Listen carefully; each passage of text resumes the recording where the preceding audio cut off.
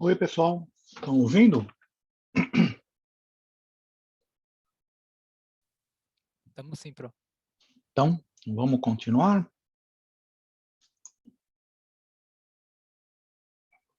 Vamos compartilhar a tela. Bem, pessoal, agora é aquilo que eu falei, é a parte teórica, né? Meio chatinho, mas não tem jeito. O que vai fazer? A gente vai procurar dar alguns exemplos para ver se fica um pouco mais palatável, né? Nós vamos ter, na verdade, 3 índices financeiros. Por quê? Porque por causa dos jogos de empresa, usamos metade da aula. Então, se fosse só 2, a gente ia perder, ficar com 1h30 só. Então, como nós vamos ter 3, nós vamos ficar, na realidade, com 2 aulas. Tá? Meia aula de hoje, a aula inteira da próxima semana da primeira aula e meia aula da segunda aula. Então, me dá uma certa tranquilidade, tá? A gente vai ver de contabilidade gerencial os índices financeiros, os índices principais, tá?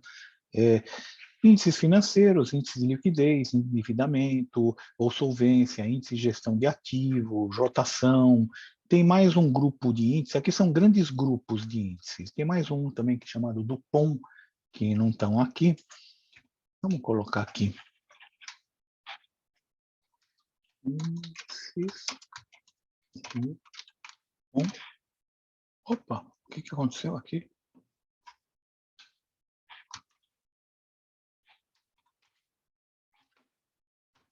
Coisa. Índices. Bom. Ok. Então,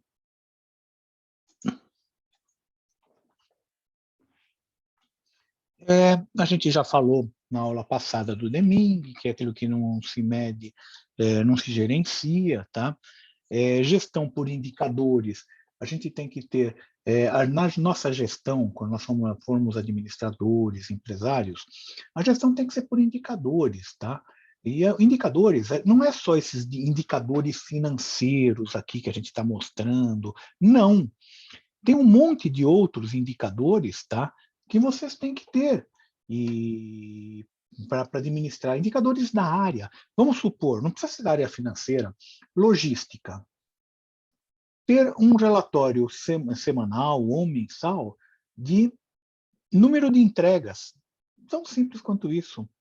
Para vocês conseguirem ver se está aumentando a quantidade ou não, para vocês se prevenirem, aumentarem o número de veículos, aumentarem o número de pessoas. Entregas com problema, quantidade de entregas por problema com um mês. Tá? E vocês pensam que é difícil? O que já me acontece com entregas por problema? Eu compro muita coisa para entregar e que acontece de monte. Tá? Por exemplo, só a Electrolux, eu comprei 2 micro-ondas, tá? Separados, assim, alguns meses separados. Os 2 vieram com problema de entrega, não é com problema. Um deles, eu comprei um modelo e me veio um modelo muito inferior. Aí foi aquela briga, não, ó, o modelo que eu comprei foi esse, ó, o que vocês me entregaram, né? Aí os caras foram descobrir, o cara que recebeu o modelo superior, ou foi por engano ou por má fé, não sei, o cara usou o micro-ondas, fez pipoca no micro-ondas, ou seja, fica impossível, né, de se retirar e eu não aceitaria aquele micro-ondas de jeito nenhum, tá? Então, eles tinham que me providenciar um outro novo. Aí, até eles me providenciarem, né? E providenciaram o micro-ondas, demorou quase um mês. Isso daí tem que constar num relatório, a quantidade de problemas. Por quê? Porque isso daí vai ter um custo e alto da empresa. A empresa, na realidade, tá? Ela perdeu o micro-ondas que ela entregou, errado para mim. Por quê? Porque eu abri, opa, não é esse. Ela perdeu outro micro-ondas, porque eles entregaram um modelo superior, o cara não pagou, ele pagou por um modelo inferior, tá? Então eles perderam, tinha aí valor também, fora o problema de marca, né? De confiança na marca, né? E o outro, micro-ondas, eu comprei para a praia, me entregaram na praia e veio, quando eu tirei do isopor, né? Estava com a porta trincada, a porta de vidro estava trincada. Aconteceu alguma coisa, ou ele caiu do caminhão, caiu alguma coisa em cima dele, não sei. Mas a porta estava trincada. Aí tira a foto, manda a foto para eles, tá? Aí eles, vamos analisar. Eu falei, pô, não tem muito o que analisar, né? A porta está quebrada, vocês me entregaram, ó, ele está aqui, ó, as embalagens estão aqui, ó, acabei de abrir, eu abri ele da embalagem, ele estava quebrado. Mais um custo que tem que trocar, tudo mais. Então, para vocês gerenciarem isso, para melhorar a qualidade, para diminuir esses custos, custos da qualidade, acho que o professor Ailson fala muito disso para vocês, vocês têm que ter indicadores. Não só indicadores financeiros, mas indicadores de processo. Tá? Vamos dar um exemplo aqui de um indicador agora financeiro. Indicador financeiro. Margem de lucro bruto. A fórmula da margem de lucro bruto é o lucro bruto dividido pela receita líquida. Tá? Nesse caso, deu 0,436, ou 43,6%. Significa esse número? Para um executivo de venda, ele pensa o seguinte: olha, cada R$ 1 que eu vendo, 43 centavos é lucro bruto. Tá? Se ele fizer isso do lucro operacional e do lucro líquido mais importante, vamos supor aqui 31 por 174. Deve dar quanto isso daí? Tá? Eu estou sem calculadora aqui. Estou sem calculadora. Então, que dê 15%. Ele vai falar, ó, cada R$ 1 que eu vendo, 15 centavos vai para o lucro, vai para o acionista. Então, é um número considerável. Tá? Então, pessoal, isso é gestão por indicadores, porque o pessoal da empresa começa a perceber isso, perceber esses detalhes e tomar ações para melhorar essas coisas. Se você não tem a informação, você não pode gerenciar, você não consegue gerenciar. Bem, vamos ver. Primeira coisa, eu vou usar sempre esse demonstrativo financeiro. Não é o melhor, porque ficou faltando aqui o passivo de longo prazo e o ativo de longo prazo, mas eu tinha feito nesse e vai nesse mesmo. O primeiro grupo de indicadores são aqueles que a gente chama de indicadores de liquidez. Ele mede a capacidade de pagamento das dívidas. Não esqueçam, pessoal, que o passivo circulante e o passivo de longo prazo são as dívidas da empresa efetivas, né, que a empresa tem com os terceiros. O patrimônio líquido não é dívida, é uma dívida com os donos. Mas, a princípio, a empresa não vai pagar essa dívida. Ela só vai pagar se a empresa fechar. Então, é uma dívida eterna.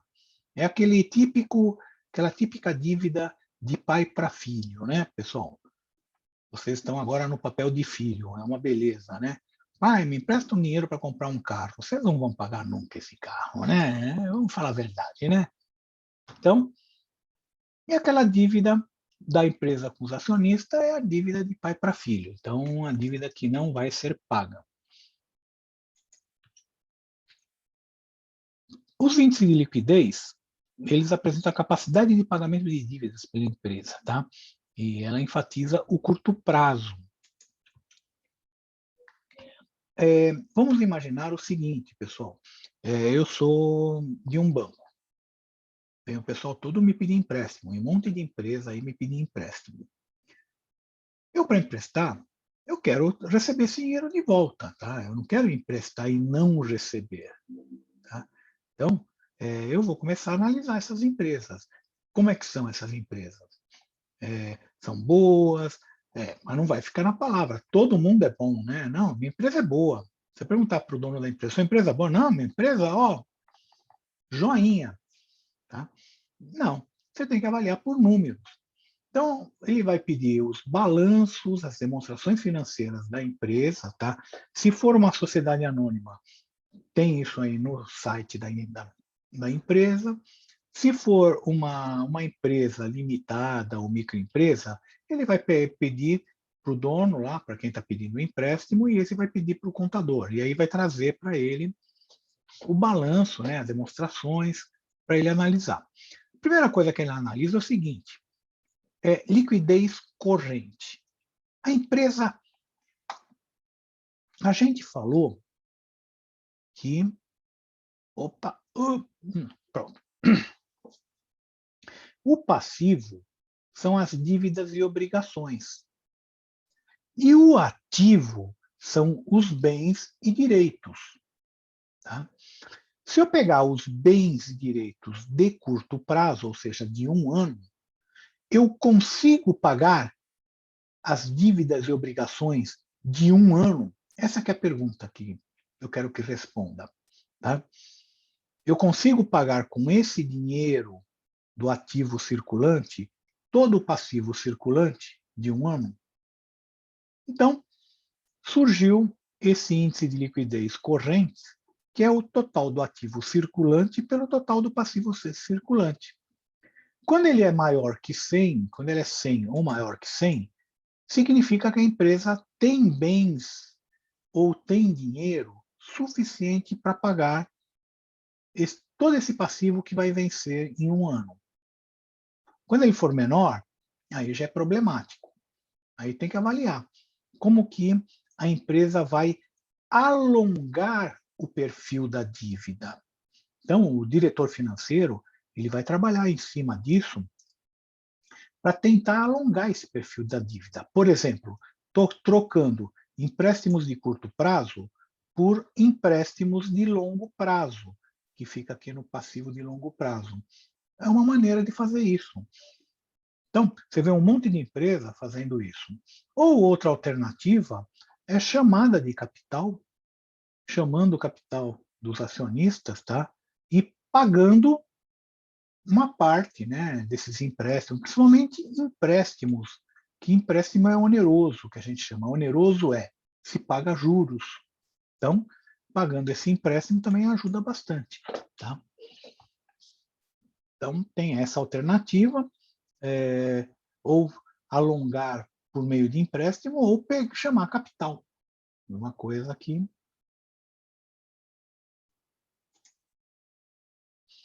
Então, nesse exemplo, eu peguei o ativo circulante, eu fiz do período X2 e do X1. Do X2, peguei o ativo circulante, não, desculpa, o ativo circulante dividido pelo passivo circulante, deu 162%, ou seja, nesse caso, a empresa ela consegue honrar com as suas dívidas com folga, com muita folga. Tá?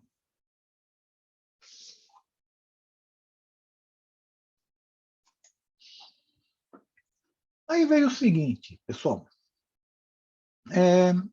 esse pessoal que analisa as empresas, eles falam, poxa, esse estoque de produto acabado, estoque de matéria-prima, será que é real mesmo? Será que não tem tranqueira ali mesmo?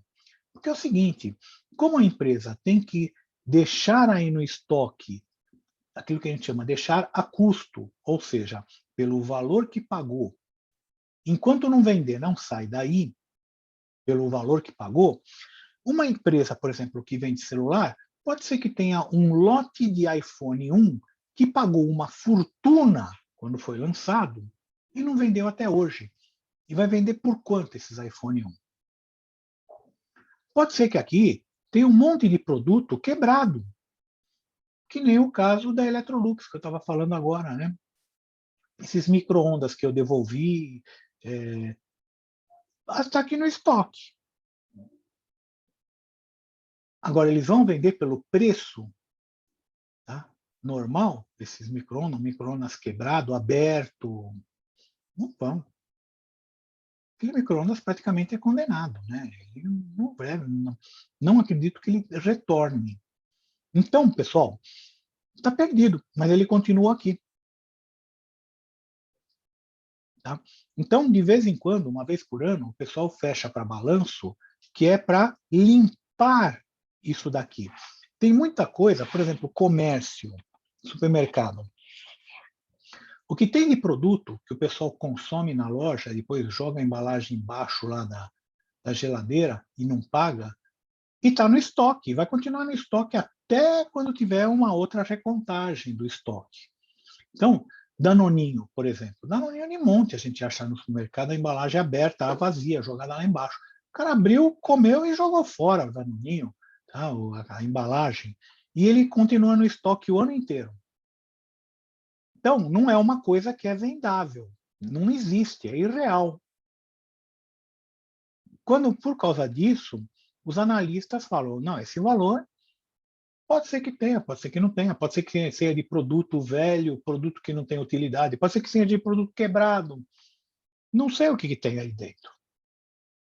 Então, quando foi a última vez que eles fizeram a avaliação do estoque? Teria que fazer todo ano, mas eles fizeram esse ano, sabe? Vem aquele monte de questionamento que, para evitar dúvida, vamos fazer o seguinte: vamos pegar daquele índice de liquidez, vamos tirar o estoque. Tira o estoque.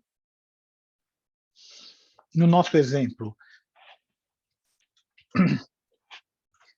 é uma empresa industrial, então tira o estoque de produto acabado e o estoque de matéria-prima. Tira os dois. Ah, uma empresa comercial. Você tira o estoque de materiais, de mercadorias, né? Tira o estoque de mercadoria. De empresa industrial, tira o produto acabado e matéria-prima. Tira os dois. E fazendo a conta, vai dar isso, ó, do X2. 529 menos 54 mais 87, que é a soma dos dois estoques, matéria-prima e produto acabado, dividido por total do passivo circulante, que é 326, dá 125,1. Ainda assim, dá para pagar tranquilo, não tem. Mas, de um período para outro, ele está piorando o índice, tá? Piorou pouca coisa, piorou 1%, mas piorou, 0,5%, mas piorou. Esse é o típico de índice, quanto maior, melhor, mas tem um certo limite, não dá para falar infinito. Não, se ele não tiver dívida nenhuma no passivo circulante, esse número vai dar gigantesco, legal. Mas se não tiver dívida nenhuma, se não tiver passivo circulante, você não trabalha. Você não consegue trabalhar. Então, não adianta ter esse número também muito grande, você não vai conseguir fazer nada. Tá? Em seguida, pessoal, os analistas começaram a analisar o seguinte: olha, o contas a receber, que está aqui, pode ser também que seja furado. Pode ser que esse contas a receber tenha um monte de devedores duvidosos, que a gente chama. É aquele cara que compra e não paga. Tá? Tem empresa que compra e não paga. Tem um monte de empresa aí que é furada. Tá? Então, como eu não sei se o cara vai pagar, se esse contas a receber aqui é um contas a receber bom, ou ele está cheio de tranqueira aí dentro, que o cara não baixa daqui, porque se o cara, numa hora, descobrir esse cara não vai pagar, ele tem que tirar daqui e jogar como despesa administrativa aqui, como vai ter uma conta aqui chamada perdas, e vai jogar aqui as perdas. É praticamente uma despesa administrativa. Pum, joga fora, porque você não vai receber nunca mais essa grana. Essa grana perdeu. Tá? Agora, pode ser que o cara não faça isso. Aí, o que vai acontecer? essa conta vai estar alta, você fala, nossa, que beleza, quanta gente deve dinheiro para a empresa, só que a empresa não vai receber essa grana, e aí é ruim. Então, eles falaram, vamos tirar também, além de tirar o estoque, vamos tirar também o contas a receber, vamos deixar só aquilo que a gente chama de disponibilidades. O que é disponibilidades? É caixa, mais bancos, e aqui não tem, mas investimentos de curtíssimo prazo, tipo overnight, alguma coisa assim, aquele investimento que é para pôr o caixa. Então, é isso. Tá? Disponibilidades, caixa mais banco. É aquele dinheiro imediato, é dinheiro, dinheiro. Esse é fácil da empresa ver. Ela vê quanto o cara tem no banco, quanto o cara tem aplicado e quanto o cara tem no caixa. Geralmente no caixa é pouca coisa. Mas verificando isso, fala, veja, tá bom. E nesse nosso caso, a empresa tem 63, que é muito bom, ela tem 62, 3% de capacidade de pagamento só com o dinheiro que tem no caixa. Esse índice é maior, quanto maior, melhor, mas é aquilo que eu falei, tem limite. Por quê? Porque pode ser que é o caso da Apple, né? Que a gente estava comentando. Os caras com 300 bilhões, tem alguns grupos de fundos de investimentos, que são investidores na Apple, que estão entrando com ação nos Estados Unidos, falando o seguinte, ó, pega é muito caixa para vocês. Pega uma parte desse caixa e distribui para os acionistas. Afinal, esse dinheiro é nosso. Tá? Então, até isso acontece. Vai ter contestação, se também se tiver um número muito grande aí. Vai falar, pô, por que você tem 300 bilhões de disponibilidade, né? A, a Apple, ela está, a princípio ela estava fazendo caixa, ela queria comprar uma indústria automobilística. Ela chegou a namorar com a Tesla, tá? Mas não deu certo. A Tesla ainda precisa desenvolver muito, ela não tem tradição no mercado comum, no mercado comum não, nos carros comuns.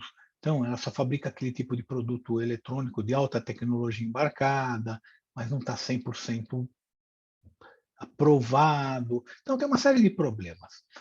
Uma empresa que eu acho que daria para a Apple comprar seria a BMW. BMW é uma empresa, não é tão grande, não é gigante, mas também não é pequena, tá? Tem uma linha de produto boa e tem uma linha de produto que eles estão trabalhando em carros elétricos, estão trabalhando em carros que consegue com direção autônoma, tá? Uma outra indústria que eu também acho que também talvez seria interessante para a Apple, uma possibilidade nessa mesma linha, é a Volvo também. Uma empresa. Não é. A Apple não tem que se meter, por exemplo, no meu modo de vida, de vista, né? Como a Volkswagen, como a Renault, como a Ford, como a Chrysler. Eu acho que isso aí não é por aí. Tá? Os carros cada vez vão ser com maior tecnologia embarcada, cada vez mais autônomos, cada vez menor a quantidade de carros. As pessoas estão comprando cada vez menos carros hoje em dia, tá, pessoal? E a tendência a médio e longo prazo é você alugar por uso. É quase que um Uber, mas é um Uber autônomo, tá? Eu preciso do carro, eu vou viajar. Eu alugo o carro por 3, 4 dias, voltou, entrego o carro e tchau. Você não precisa ficar com o dinheiro parado, seu dinheiro parado lá. Então, vai mudar. O carro vai mudar assim drasticamente nos próximos 10, 12 anos. Podem contar com isso, vocês vão ver isso daí. Você vai alugar o carro por dias, por horas. Como ele é autônomo, não tem nem problema de falar, o motorista, se o cara é mau motorista, bom motorista, porque o carro vai dirigir sozinho. Você vai deixar o carro, vai só falar, eu quero daqui até ali. Tá? Bem, então, esse é o índice de disponibilidade. Existe também esse liquidez geral. é o ativo circulante mais longo prazo dividido pelo passivo circulante mais longo prazo. Esse diz, como um todo, não só no curto prazo, como um todo, se a empresa tem condições de pagar suas dívidas tranquilamente ou não. No nosso caso, como nós não temos ativo de longo prazo, não temos passivo de longo prazo, é a mesma coisa que o índice de liquidez. Então, ele vai dar dessa maneira, vai dar o mesmo resultado que a gente já tinha calculado antes, tá? Então, esse é o índice de liquidez geral que nós temos aqui para essa empresa. Tudo bem, pessoal?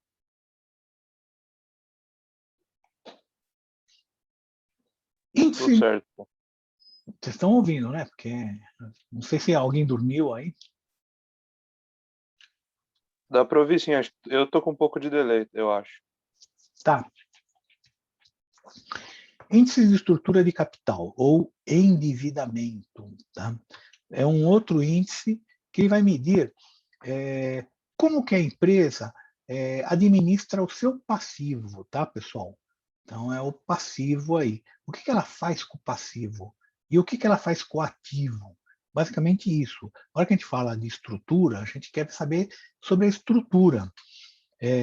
E onde que ela coloca o dinheiro, aonde que ela pega o dinheiro e aonde ela coloca o dinheiro. A gente quer saber isso, basicamente. Então, nesse nível de endividamento, né, pessoal, nós temos esse aqui, que é o índice de nível de endividamento, passivo circulante mais longo prazo, dividido pelo patrimônio líquido. Então, vamos voltar para cá. Olha aqui, ó. Eu vou pegar aqui o passivo de curto prazo, o circulante. O de longo prazo é 0, dividido pelo patrimônio líquido. Eu vejo nessa proporção o seguinte: qual que é a proporção que, na realidade, nós temos de capital de terceiros e do capital próprio? O patrimônio líquido a gente chama de capital próprio também, tá? Ou seja, o dinheiro que a empresa não vai pagar contra o dinheiro que ela vai ter que pagar. É essa proporção, tá? Então, nesse caso aqui, 46,9, que é essa conta aqui, eu falo o seguinte, olha,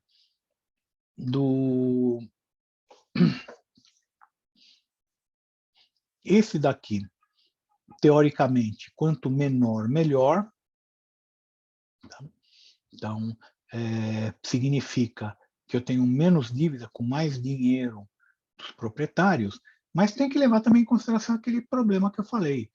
Não é esse número, não é absoluto aí, não, só em cima disso. Por quê? Porque se a empresa não consegue ter um passivo, tem um passivo muito pequeno, sinal que a operação dela também é muito pequena. Ela não consegue rodar a empresa, tá? Porque ela precisa de muito dinheiro, ela vai precisar de muito dinheiro dos acionistas.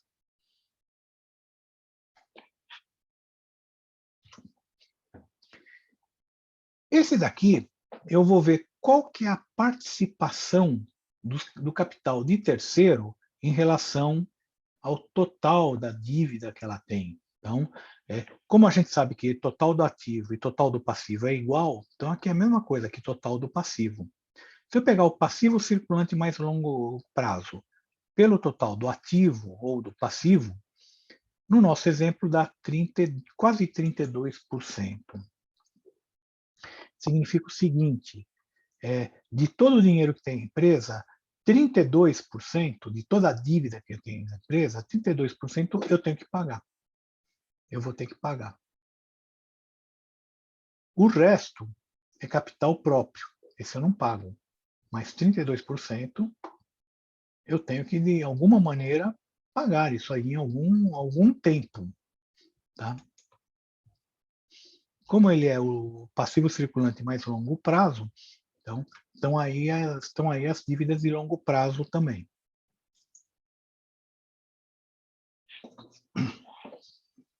Endividamento de curto prazo, tá? Então, quanto da dívida de curto prazo da empresa representa em relação ao capital próprio. Capital próprio é aquilo que a gente chama do patrimônio líquido, né? Então, o patrimônio líquido aí, 695, e o passivo circulante, 326. Então, Esse daqui me dá essa relação, 46,9.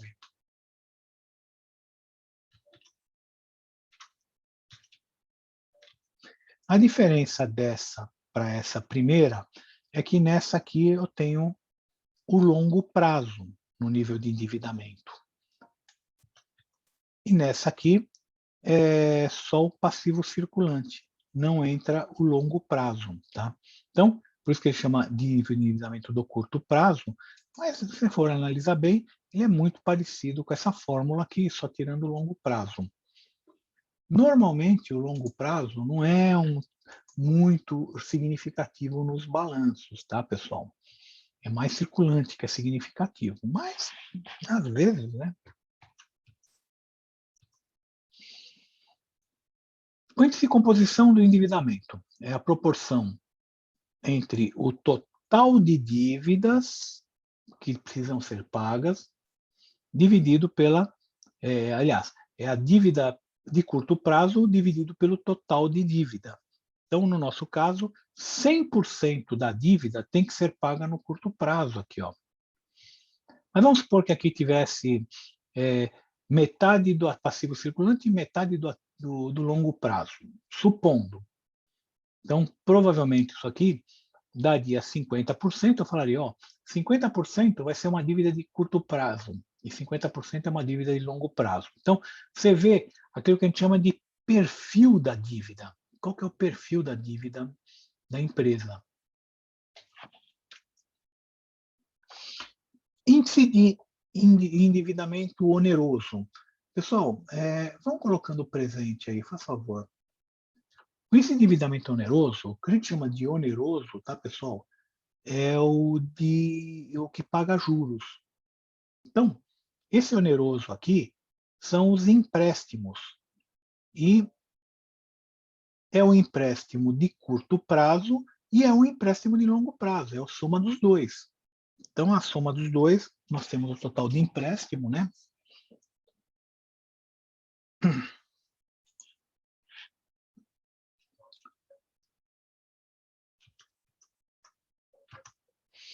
E a gente chama de oneroso. Então, quando aparecer aí para vocês recursos onerosos, são os empréstimos.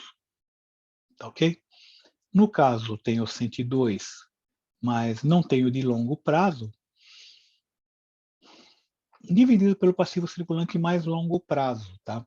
Então, esse índice vai me dizer o quanto do passivo, tá, eu tenho que pagar juro. De quanto do passivo? Eu tenho que pagar 31% da minha dívida do passivo circulante mais longo prazo, 31% é com juros.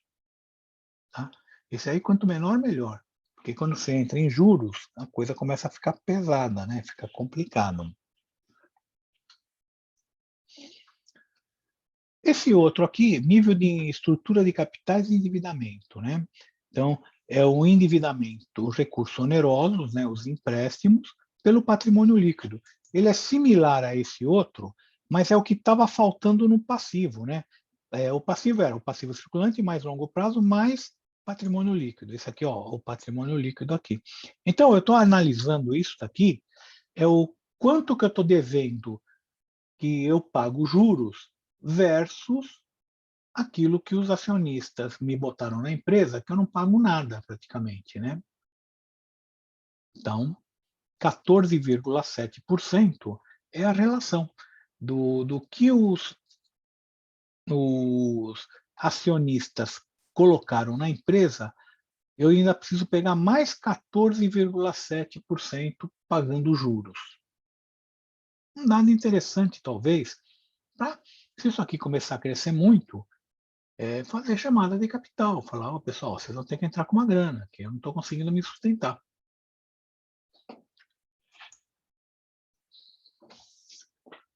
Eu vou parar por aqui, tá, pessoal?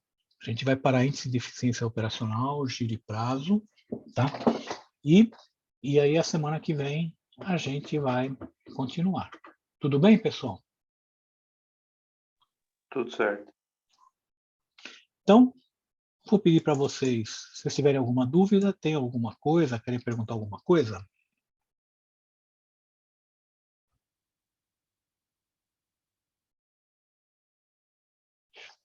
Se não quiserem perguntar nada, deixaram um presente aí,